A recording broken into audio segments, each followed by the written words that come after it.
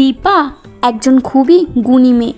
সে সারাদিন কাজকর্ম সেরে পড়তে বসেছে। সে সরকারি চাকরির জন্য প্রস্তুতি নিচ্ছে, তাই ঘরের সমস্ত কাজকর্ম সেরে সে এখন পড়ছে।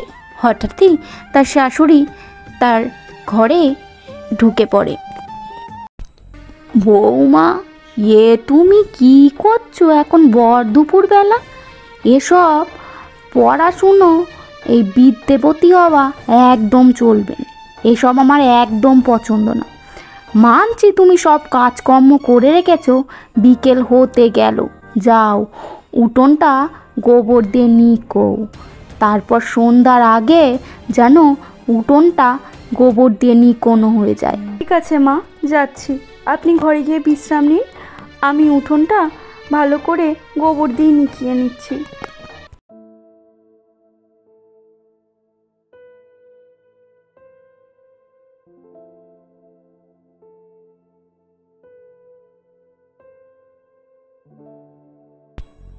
অন্যদিকে দীপার স্বামী একজন কৃষক।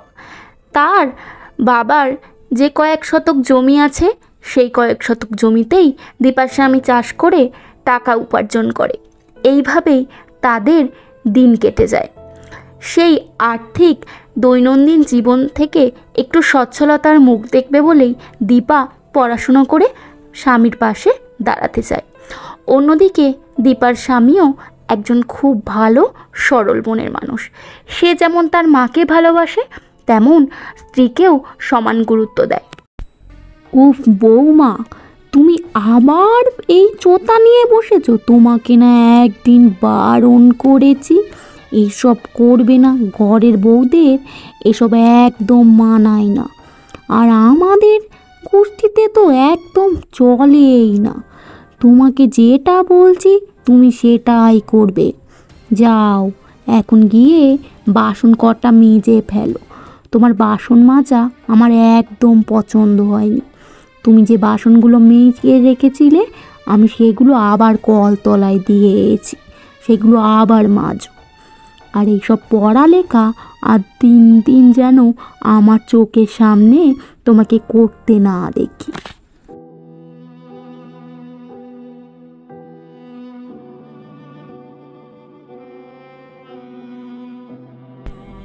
দুপুরবেলা সব কাজ সেরে দীপা ঘরের দালানে বসে বসে বইটা নিয়ে পড়তে শুরু করে, কারণ আর 1 মাসের মধ্যেই তার পরীক্ষা চলে আসবে। তখনই তার শাশুড়ি দূর থেকে দেখতে পায় দীপা পড়তে বসেছে। তখনই তার শাশুড়ি দীপার সামনে চলে আসে এবং দীপাকে বলতে থাকে, তুমি তো দেখছি আচ্ছা অভদ্রমী। তোমাকে কবে থেকে না বলেছি বেশি বিদ্যাধরী হবার চেষ্টা করবে না। তুমি যখনই সময় পাচ্ছ তখনই কাজ ফাঁকিয়ে দিয়ে দেখছি পড়াশুনো করছো। কি পেয়েছোটা কি? হ্যাঁ, কাজের কি কোনো নামগন্ধ নেই নাকি? নাকি কিছু বলছি না বলে খুব পার পেয়ে গেছো? আজকে আমার ছেলে আসুক, দেখো তোমার কি ব্যবস্থা করতে পারি। বাপের বাড়ি যদি দিয়ে না এসেছি তো আমার নামও নুনবালা না। মা, আমার তো সমস্ত কাজই হয়ে গেছে। আমি গরুকেও খাবার দিয়ে দিয়েছি। একটুখানি পড়ি না মা, আর 1 মাসের মধ্যে আমার পরীক্ষা। আপনি তো জানেন, আমি যদি চাকরিটা পেয়ে যাই আপনার ছেলেরই সুবিধা হবে। তাহলে কেন মা আপনি বারণ করছেন? চাকরি পাবে না চাই, এত বড়ি বড়ি ছেলে মেয়ে পড়াশুনো করছে, তারা পাচ্ছে না, আর তুমি পাবে চাকরি? এসব ধান্দা আমি বুঝি না নাকি? চাকরির নাম করে সময় কাটানো। পড়ছো না চাই, ওই যা বিদ্যের বহর, তুমি নাকি পাবে চাকরি। শুনেও আমার হাসি পায়। আমি এইসব খুব ভালো করে জানি, এসব যাতে কাজ না করতে হয়, এই বুড়ি মাকে দিয়ে কাজ করানোর ধান্দা। বুঝেছি না নাকি আমি? যাও, গরুর খাবার দিয়েছ তাতে কি হয়েছে? ওই বিচালিগুলো কালকের জন্য কেটে রাখো। আর আজকে আসুক আমার ছেলে, কি করে তোমার পড়ালেখা বন্ধ করতে হয় সে আমিও ভালো করে জানি।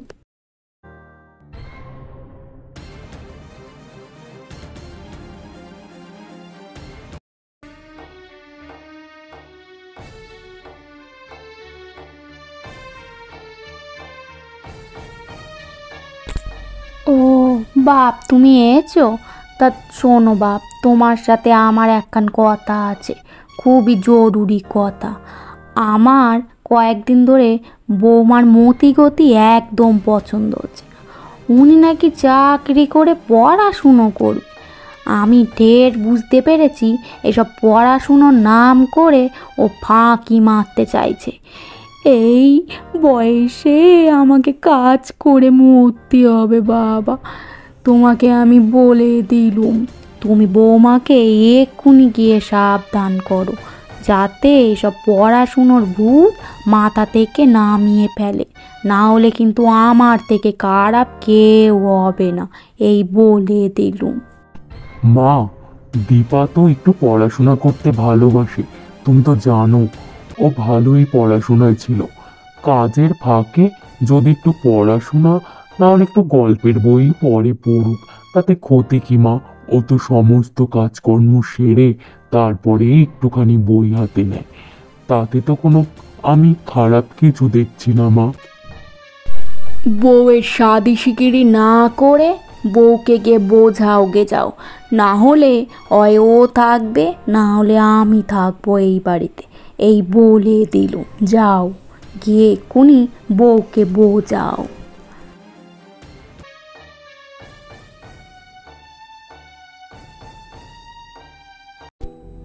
দীপা যখন তার ঘরে বই নিয়ে পড়াশোনা করছিল, হঠাৎই রতন দীপার কাছে আসে। এসে দীপাকে সমস্ত ঘটনা বলে এবং তার কাছে জানতে চায় সে তার ভবিষ্যতে কী চিন্তা ভাবনা করছে। আমি বুঝতে পারছি মা আমাকে বিশ্বাস করতে পারছেন না যে আমি চাকরির পরীক্ষা দিতে চাই। তুমি তো জানো আমার কতদিনের স্বপ্ন, আমি চাকরির পরীক্ষা দিয়ে চাকরি করব আর তোমার পাশে দাঁড়াবো। তুমি দয়া করে এইটা আমাকে বন্ধ হতে দিও না, তুমি আমাকে একটু সাহায্য করো।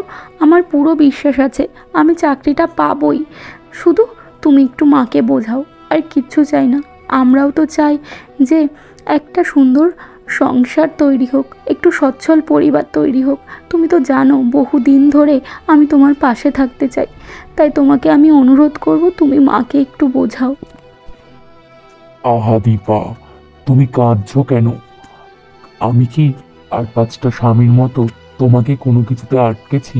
না কোনোদিন তোমাকে বলেছি যে তোমার ঘরের বউ ঘরের বউয়ের মতো থাকা উচিত?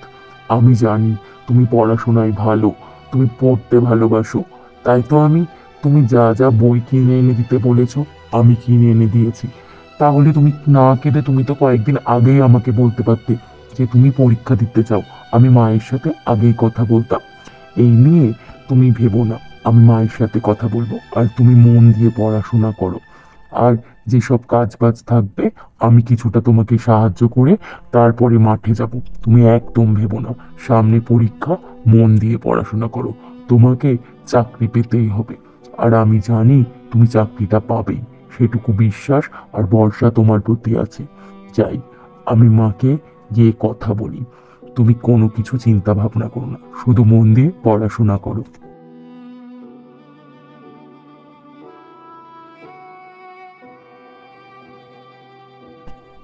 মা, তোমাকে আমি কালকে রাত্রে কথাটা বলতাম, কিন্তু বলিনি, তুমি ঘুমিয়ে গেছো। তাই তোমাকে এটুকু বলতে চাই মা, দীপা খুব ভালো মেয়ে এবং খুব গুণী আর খুব মেধাবী ছাত্রী। ও চাকরি করতে চায়, নিজের পায়ে দাঁড়াতে চায়। তাই মা, তোমাকে আমি হাত জোড় করে অনুরোধ করব, ওকে বাধা দিও না। ও সমস্ত কাজ করে তারপরে পড়তে বসবে, আর যেটুকু পড়ে থাকবে সেটুকুর জন্য তুমি ওকে জোর করো না মা। আমি বাড়ি এসে ঠিক করে দেবো। তোমার ছেলে হয়ে এই একটা অনুরোধ তুমি রাখো মা, তুমি রাগ করো না। ওকে একটু পড়াশোনা করতে দাও, আমি জানি ও চাকরিটা পাবে। তুমি আর বাধা দিও না মা, তোমার ছেলে হয়ে আমি তোমার পায়ে ধরে বলছি, তুমি রাগ করো না মা, তুমি রাগ করো না। ওকে ওর স্বপ্নটা পূরণ করতে দাও, আমার এইটুকুই বলার। আমি জানি তুমি না করবে না, আমি তোমাকে চিনি, তাই ওকে একটু পড়াশোনা করতে দাও মা। আর একটাই মাসই বাকি আছে ওর পরীক্ষার, আমি জানি ও ঠিক পাশ করবে। ছেলে রতনের কথা শুনে তার শাশুড়ি আর তার বৌমাকে কিছুই বলল না। বরং দীপার এই পড়াশোনায় মাঝে মধ্যে এসে খেয়াল রেখে যেত দীপার শাশুড়ি। এইভাবেই একটা মাস পেরিয়ে গেল। পরীক্ষার দিন এলো। তখন দীপা আর রতন দুজনে মিলে পরীক্ষার সেন্টারে গিয়ে পরীক্ষা দিয়ে আসলো। আর এইভাবেই কেটে গেল 6-6টা মাস। তারপর একদিন পোস্ট অফিস থেকে পোস্টম্যান দীপার হাতে একটি চিঠি ধরিয়ে দিল। সেটি ছিল দীপার চাকরির অ্যাপয়েন্টমেন্ট লেটার। সেই অ্যাপয়েন্টমেন্ট লেটার নিয়ে দীপা ঘরে গিয়ে তার শাশুড়ি মা এবং তার স্বামীকে দেখালো। মা দেখুন, কী গো দেখো, আমার চাকরির অ্যাপয়েন্টমেন্ট লেটার এসছে। আমি চাকরিটা পেয়ে গেছি মা, এবার আর সংসারে কোনো অভাব থাকবে না। আপনার ছেলেকে আমি চাকরির প্রথম মাইনে পেয়ে একটা দোকান করে দেব, ও দোকানে ব্যবসা করবে। আমাদের আর কোনো কষ্ট থাকবে না মা, আমি চাকরিটা পেয়ে গেছি, আমি পেরেছি আপনার ছেলের স্বপ্ন পূরণ করতে, আমি পেরেছি।